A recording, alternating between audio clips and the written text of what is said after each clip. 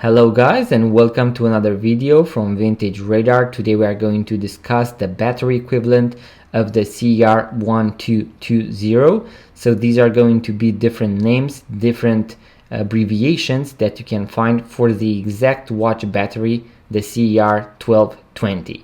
So I'm going to also leave a link in the description box below so that you can go and purchase these batteries online.